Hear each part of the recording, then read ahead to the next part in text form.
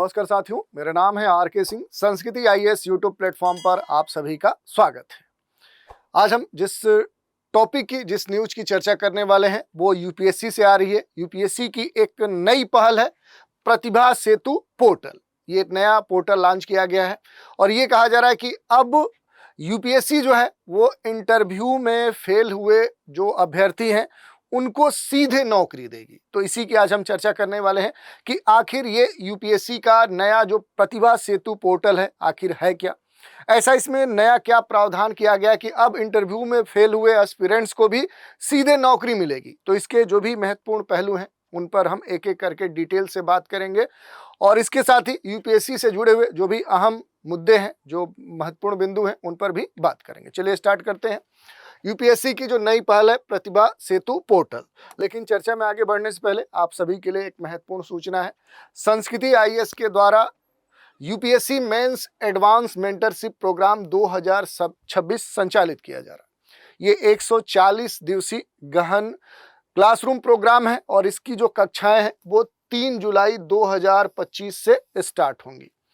Course के कुछ महत्वपूर्ण फीचर्स हैं, जैसे मुख्य परीक्षा की जो रणनीति है उस पर ये पूरा कोर्स फोकस्ड होगा। जो उत्तर लेखन है, राइटिंग स्किल्स है, उसमें सुधार हेतु जो एडवांस अप्रोच है उस अप्रोच पर आधारित ये पूरा कार्यक्रम संचालित किया जाएगा।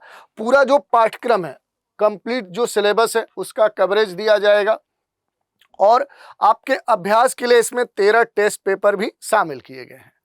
संस्कृति आईएएस की जो अनुभवी टीम है उसका मार्गदर्शन इस कोर्स में पूरा प्रदान किया जाएगा। अगर फी स्ट्रक्चर की बात करें तो जो ऑफलाइन मोड है उसके संदर्भ में जो ऑफर फी है, क्योंकि इस कोर्स का जो निर्धारित फी है वो 40,000 है, लेकिन ऑफर के तहत देखें तो अब ये डिस्काउंट होकर सामान्य विद्यार्थियों को केवल 25,000 में प्राप्त हो सकता है और संस्कृति आईएएस के जो विद्यार्थी हैं उनको ये 20,000 में प्राप्त हो सकता है। जबकि वही ऑनलाइन मोड की बात करें तो संस्कृति के जो स्टूडेंट्स हैं उन्हें ये कोर्स अब ऑफर के थ्रू केवल 15,000 में मिल सकता है और जो सामान्य अभ्यर्थी हैं, जो सामान्य विद्यार्थी हैं, जो संस्कृति से इतर अलग हैं, उनके लिए ये कोर्स केवल 20,000 में प्राप्त हो सकता है। ये इसका जो माध्यम है वो कोर्स का हिंदी है, लेकिन इससे इंग्लिश हिंदी दोनों मीडियम के जो माध्यम के बच्चे हैं वो इसका लाभ प्राप्त कर सकते हैं। दूसरी बात, एक और न्यूज है, 71वीं बीपीएससी पीटी टारगेट जो बैच है 70 दिवसीय कार्यक्रम है, ये संस्कृति के द्वारा संचालित किया जा रहा है, जिसके तहत डेली 2 जो क्लास हैं वो आपको प्रोवाइड की जाएंगी। प्रत्येक रविवार को जो करंट अफेयर्स है उसकी कक्षाएं होंगी। प्रत्येक विषय के जो पीडीएफ क्लास नोट्स हैं वो प्रोवाइड किए जाएंगे। रेगुलर स्तर पे जो भी सेक्शनल टेस्ट हैं वो भी कराए जाएंगे। कक्षाएं 30 जून 2025 से स्टार्ट होंगी और इस कोर्स के तहत देखें तो जो प्रीलिम्स टेस्ट सीरीज है वो पूरी तरह से निःशुल्क है। निर्धारित फी 20,000 है, लेकिन डिस्काउंट के बाद अब आपको केवल 4,500 में ये कोर्स प्राप्त हो सकता है।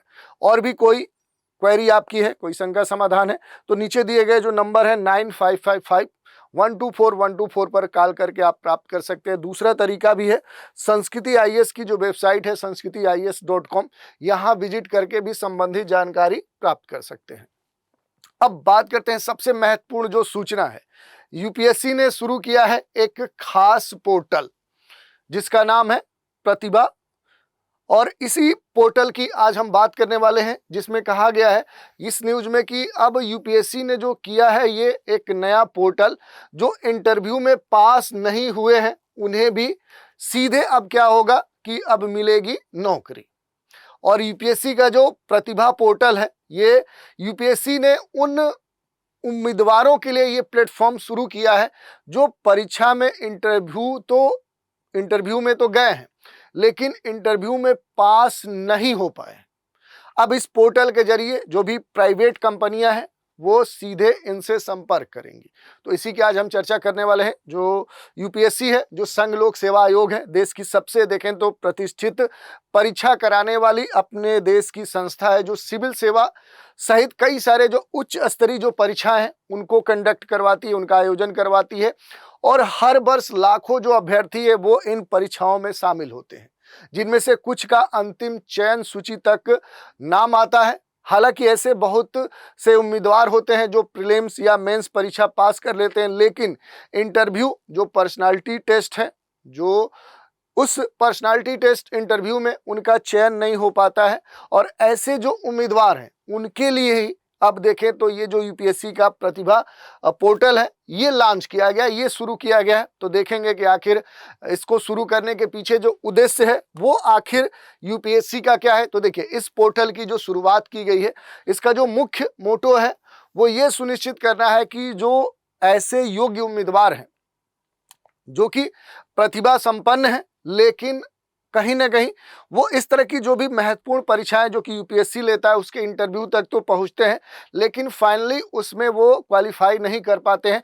तो उनकी जो प्रतिभा है उस पर तो कोई प्रश्न ही नहीं उठता है, क्योंकि इंटरव्यू तक तो वो पहुंचे हैं, लेकिन फाइनल लेवल पे उनका सिलेक्शन नहीं हो पाया या इंटरव्यू क्वालिफाई नहीं कर पाए।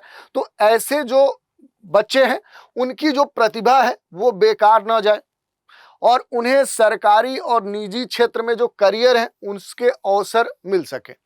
तो ऐसे उम्मीदवार जो हैं उनकी प्रतिभा वेस्ट ना हो, इस कारण से ये कदम उठाया गया है। उन्हें सरकारी और निजी क्षेत्र में करियर के अवसर प्राप्त हो सके।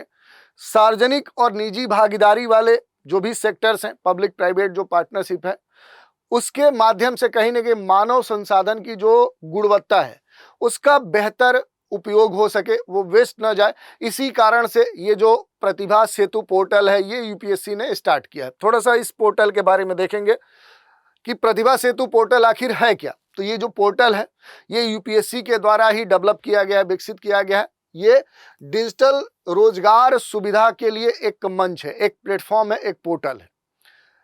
ये पहले क्या करेगा, पब्लिक डिस्क्लोजर स्कीम के रूप में जाना जाता था, जिसमें देखें तो जो यूपीएससी है वो अपनी वेबसाइट पर ऐसे उम्मीदवारों की सूची जारी करता था जो इंटरव्यू तक पहुंचे हैं लेकिन चयनित नहीं हुए। और अब इस योजना को एक इंटरैक्टिव डिजिटल प्लेटफॉर्म के रूप में विकसित किया गया है, जिसे प्रभावी और उपयोगकर्ता के अनुकूल के साथ ही जो भी इससे जुड़े हुए डेटा हैं, जो आंकड़े हैं, उन्हें सुरक्षित बनाया जा सके। ये पोर्टल कैसे काम करेगा, ये सबसे महत्वपूर्ण बात है। तो देखिए, उम्मीदवारों की बात करें तो वे उम्मीदवार जो प्रीलिम्स और मेंस पास करके इंटरव्यू तक पहुंचते हैं, इंटरव्यू में शामिल होते हैं, लेकिन इंटरव्यू में वो पास नहीं होते हैं, तो वे इस पोर्टल के तहत सूचीबद्ध होंगे यदि उन्होंने पूर्व सहमति दी है। उनकी जो शैक्षणिक पृष्ठभूमि है, जो परीक्षा में उनका परफॉर्मेंस है, उनकी जो स्किल्स है, ऐसी विभिन्न जो जानकारियां हैं वो इस प्लेटफॉर्म पर क्या होंगी, वो पहले से दर्ज होंगी। जो नियोक्ता है उनकी अगर बात करें, एम्प्लॉयर्स की बात करें, तो सरकारी जो संस्थान है, सार्वजनिक क्षेत्र की जो इकाइयां हैं, निजी कंपनियां इस पोर्टल पर पंजीकरण कर लॉगिन कर सकती हैं। लॉगिन के बाद वे उन उम्मीदवारों की जो प्रोफाइल है उनको देख सकती हैं और सीधे उनसे संपर्क कर सकती हैं अगर उनको लगता है कि नहीं, ये अमुक व्यक्ति हमारे काम का है। और ये जो प्रक्रिया है ये डिजिटल होगी, पारदर्शी होगी और पूरी तरह से कुशलतापूर्वक संचालित होगी। अब इसमें सबसे महत्वपूर्ण बात ये उठता है कि आखिर किन परीक्षाओं के जो उम्मीदवार हैं उनको इस पोर्टल के तहत लाभ प्राप्त हो सकता है, किनको इस पहल के तहत शामिल किया जाएगा। तो ये जो पोर्टल है कुछ यूपीएससी की महत्वपूर्ण जो परीक्षा है जिसके इंटरव्यू तक पहुंचने वाले अभ्यर्थियों के लिए खास तौर पे उन्हें लाभ प्रदान करती है, उनके लिए बनाई गई है। कौन कौन से एग्जाम्स हैं, सिविल सर्विसेज जो एग्ज़ाम है जिसे सामान्य तौर पे लोग आईएएस कह देते हैं, जिसमें आईएएस, आईपीएस, आईएफएस ऐसे बहुत सारे जो पोस्ट हैं जिनके लिए यूपीएससी इस परीक्षा का आयोजन करवाती है। तो इसके इंटरव्यू तक जो व्यक्ति पहुँचे रहेंगे और वो अगर फेल हो रहे हैं तो वो इस पहल के तहत लाभ उठा सकते हैं। इंडियन जो फॉरेस्ट सर्विस है, वन सेवा अधिकारी चयन के लिए जो परीक्षाएं होती हैं, यही नहीं, इन दो परीक्षाओं के अलावा देखें, क्योंकि ये दो बड़ी परीक्षाएं अपने देश की, आईएएस जो परीक्षा है और आईएफएस है। इसके अलावा बहुत सारी परीक्षाएं, जैसे देखिए सेंट्रल आर्म्ड पुलिस जो फोर्स है, एसीएस है, इंजीनियरिंग सर्विसेज एग्जामिनेशन है, कंबाइंड जियो साइंटिस्ट एग्जामिनेशन है, कंबाइंड डिफेंस सर्विसेज है, Indian economic services, Indian statistical services और कंबाइंड मेडिकल जो सर्विसेज है। तो अपने देश में यूपीएससी के द्वारा ये महत्वपूर्ण जो परीक्षाएं कराई जाती हैं। तो इन परीक्षाओं के इंटरव्यू तक, साक्षात्कार तक अगर कोई कैंडिडेट पहुंचता है और वो उसमें पास नहीं होता है तो वो इस पोर्टल के तहत कहीं ना कहीं आने वाले समय में अब क्या होगा कि अब लाभान्वित हो सकता है, उसे सीधे नौकरी मिल सकती है। अब इस पोर्टल की बात करें कि आखिर इससे लाभ क्या होगा, तो पहला तो लाभ यही होगा कि हमारा जो प्रतिभा है वो वेस्ट नहीं होगा, तो प्रतिभा का सदुपयोग होगा। बहुत सारे प्रतिभाशाली जो युवा हैं उनको उचित जो करियर है वो करियर के लिए कहीं ना कहीं भटकना नहीं पड़ेगा, उसका अवसर उन्हें प्राप्त होगा और उससे वो लाभान्वित होंगे। दूसरी बात, नियोक्ता और जो उम्मीदवार हैं उनके बीच में एक कड़ी का काम करेगा ये प्रतिभा सेतु जो पोर्टल है। बिना बिचौलिए के कंपनियों के कहीं ना कहीं सीधे एक कनेक्शन जो होता है वो उम्मीदवार से संपर्क किया जा सकता है। और खास बात है कि जो पारदर्शिता है, जो प्राइवेसी है, जो ट्रांसपेरेंसी है, वो इस पोर्टल का खास एक कह सकते हैं महत्वपूर्ण विशेषता है। पोर्टल पर केवल सहमति देने वाले उम्मीदवारों की ही जानकारी साझा की जाएगी, ये भी ध्यान देने वाली बात है। रोजगार दर में सुधार होगा। जो भी प्रतियोगी परीक्षाओं की तैयारी में बरसों से बिताने वाले जो युवा हैं उनको कहीं ना कहीं देखें तो इस क्षेत्र में जो इतनी प्रतिस्पर्धा है तो उस कारण से जो रोजगार के अवसर हैं, रोजगार के अवसर के जो क्षेत्र हैं उनका विस्तार देखने को मिलेगा। सबसे महत्वपूर्ण बात है कि आखिर जो यूपीएससी की सोच है, आखिर दृष्टिकोण क्या है इस पोर्टल को लेकर, तो यहाँ पर यूपीएससी ने इस पहल को मेरिट बियॉन्ड जो सिलेक्शन है, यानी कह सकते हैं कि चयन से परे जो प्रतिभा है उस एक थॉट के तहत स्टार्ट किया है।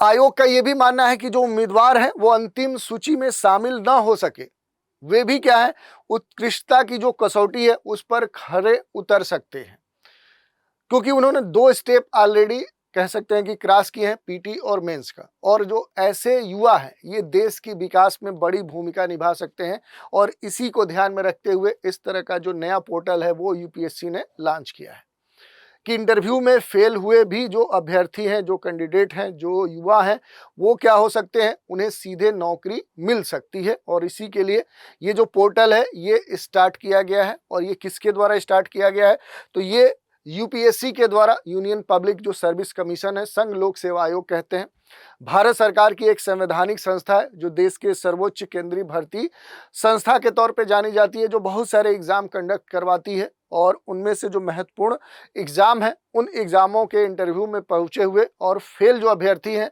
वो इस पोर्टल के माध्यम से कह सकते हैं कि उन्हें लाभ अब आने वाले समय में सीधे नौकरी प्राप्त होगी, ये बात कही गई है। और आयोग क्या करता है कि केंद्र सरकार के अंतर्गत रहते हुए प्रतिष्ठित देश की जो सेवाएं हैं उनके लिए क्या करता है, एग्जाम कंडक्ट करवाता है, जैसे आईएएस है, आईपीएस है, आईएफएस है, सीडीएस है, तो ऐसे बहुत सारे जो एग्जाम्स हैं वो ये कंडक्ट करवाता है। अगर इसके थोड़ा सा बैकग्राउंड की बात करें तो 1854 में जो मैकाले समिति है उसी की सिफारिश पर मेरिट आधारित जो प्रतियोगी परीक्षा है उस प्रणाली की शुरुआत हुई। धीरे धीरे इसका जो विकास है वो होते गए। 1855 में देखें तो भारत में प्रतियोगी परीक्षाओं के माध्यम से सिविल सेवकों की जो भर्ती है उसकी शुरुआत की गई। 1919 में देखें तो मॉन्टेग्यू जो चेम्सफोर्ड सुधार है उसके तहत भारत में एक सिविल सेवा आयोग की आवश्यकता को मान्यता प्रदान की गई। 1923 में ली आयोग आया, उसका गठन हुआ और जिसने खास तौर पे देखें भारत में एक सार्वजनिक जो सेवा आयोग है वो गठित किया। इसके बाद भारतीय लोक सेवा आयोग की जो स्थापना है 1 अक्टूबर 1926 को भारतीय लोक सेवा आयोग, पब्लिक सर्विस कमीशन, इसकी स्थापना हुई। और ये यूपीएससी का एक प्रारंभिक कह सकते हैं कि रूप था। पहले अध्यक्ष सर राड जो बारकर थे, शुरुआती जो स्थिति है ये केवल एक अनुशासनात्मक कह सकते हैं निकाय के तौर पे था, एडवाइजरी बॉडी के तौर पे काम कर रहा था। बाद में देखें कि जैसे ही आज़ाद हुआ भारत तो 26 जनवरी 1950 को यूपीएससी को भारतीय संविधान के अनुच्छेद 315 आर्टिकल 315 के तहत एक संवैधानिक संस्था के रूप में इसकी स्थापना की गई। संविधान में जो अनुच्छेद है 315 से 323 के बीच में देखें तो इसके बारे में यूपीएससी और राज्य लोक सेवा आयोग की जो संरचना है, उसके जो कार्य हैं, नियुक्तियां हैं, अधिकारी है और उससे जुड़े हुए जितने भी प्रावधान है उनका उल्लेख मिलता है। पहले भारतीय जो अध्यक्ष थे इसके वो एच.के. कृपलानी थे और मुख्यालय इसका कहाँ पर है, तो देश की राजधानी नई दिल्ली में इसका मुख्यालय है। यूपीएससी से जुड़ी हुई कुछ महत्वपूर्ण बातों की अगर चर्चा करें तो इसके गठन से जुड़े हुए जो महत्वपूर्ण आयोग और समितियां हैं उनमें मैकाले समिति है, ली आयोग है, संविधान सभा है और इनके जो वर्ष हैं वो भी आपके लिए महत्वपूर्ण है। 1854 में मैकाले समिति आई, ली आयोग 1923 में, संविधान सभा 1946 से 49 तक। यूपीएससी की जो संवैधानिक स्थिति है उसकी अगर बात करें तो पहले हमने बताया कि इसका जो उल्लेख मिलता है संविधान के अनुच्छेद 315 से 323 के बीच में ये दिखता है। यूपीएससी एक पूरी तरह से स्वतंत्र और निष्पक्ष निकाय है जो कार्यपालिका से स्वतंत्र रूप से कह सकते हैं कि कार्य करता है, और इसकी जो भूमिकाएं हैं वो सबसे महत्वपूर्ण है। अगर बात करें इसकी भूमिकाओं की तो भूमिकाओं में क्या है कि परीक्षाओं का ये आयोजन करता है, सिविल सेवा परीक्षा, और इसके अलावा बहुत सारी जो परीक्षाएं हैं जैसे IFS, NDA, CDS, CAPF, CMS, ESC, यही नहीं कर्मचारी जो चयन है ग्रुप ए और बी के लिए ये कंडक्ट करवाता है परीक्षाएं। सरकारी विभागों को सलाह भी देता है जैसे नियुक्ति, पदोन्नति, ट्रांसफर और कार्रवाई के संदर्भ में। रिपोर्टिंग की बात करें तो आयोग हर वर्ष राष्ट्रपति को अपनी जो रिपोर्ट है वो प्रस्तुत करता है और इसे संसद में भी रखा जाता है। यूपीएससी के द्वारा जो आयोजित प्रमुख परीक्षाएं हैं उनको आप देख सकते हैं, अलग अलग सेक्टर से जुड़ी हुई ये परीक्षाएं होती हैं, और निष्पक्षता, पारदर्शिता और इसके अलावा बहुस्तरीय जो परीक्षा प्रणाली है, योग्यता आधारित जो चयन है, ये सारी विशेषताएं हैं यूपीएससी की। क्योंकि कोई भी उम्मीदवार किसी भी जाति का हो, किसी भी धर्म का हो, किसी भी वर्ग से वो बिलोंग करता हो, उसे कहीं ना कहीं समान जो अवसर है उस संदर्भ में यूपीएससी जानी जाती है। प्रारंभिक परीक्षा, मुख्य परीक्षा और उसके बाद जो इंटरव्यू है, जो साक्षात्कार है, वो करवाया जाता है इस परीक्षा प्रणाली के तहत यूपीएससी के द्वारा, और उसके आधार पर योग्यता आधारित जो चयन है, मेरिट बनता है, मेरिट बेस्ड के आधार पर जो भी नियुक्तियां हैं वो की जाती है। और इसमें अगर संरचना की बात करें कि यूपीएससी के जो सदस्य हैं और जो संरचना है, इसमें अध्यक्ष होते हैं, भारत के राष्ट्रपति के द्वारा इनकी नियुक्ति होती है। अधिकतम इसके 10 सदस्य हो सकते हैं और कार्यकाल इनका 6 से लेकर 65 जो वर्ष है, ये इनमें से जो भी पहले हो जाए ये इसके लिए निर्धारित किया गया है। संविधान में अगर यूपीएससी के संदर्भ में संबंधित अनुच्छेदों की बात करें तो 315 है जिसमें संघ और राज्यों के लिए और जो भी राज्य लोक सेवा आयोग हैं उनके बारे में बातें कही गई हैं। 316 में नियुक्ति और पद की अवधि की बारे में चर्चा की गई। 17 में देखें तो पद से हटाने की बात कही गई। 18 में सेवा शर्तें, और ऐसे ही विभिन्न जो कह सकते हैं कि बातें हैं वो विभिन्न आर्टिकल में दी गई। जैसे 323 में क्या है, वार्षिक जो रिपोर्ट है उसके बारे में उल्लेख मिलता है। तो ये हमने देख लिया कि आखिर ऐसा कौन सा पोर्टल यूपीएससी ने लॉन्च किया जिससे अब इंटरव्यू में फेल हुए जो भी अभ्यर्थी हैं, युवा हैं, उन्हें सीधे नौकरी मिलेगी, उसी की हमने चर्चा की। इसी चर्चा पर आधारित एक प्रश्न देखते हैं। प्रतिभा सेतु जो पोर्टल है किस संगठन के द्वारा शुरू किया गया है? नीति आयोग, कर्मचारी चयन आयोग, संघ लोक सेवा आयोग और केंद्रीय श्रम मंत्रालय। तो इसकी आज हमने चर्चा की। तो आज के एपिसोड में इतना ही। आप सभी हमारे साथ बने रहें, इसके लिए धन्यवाद।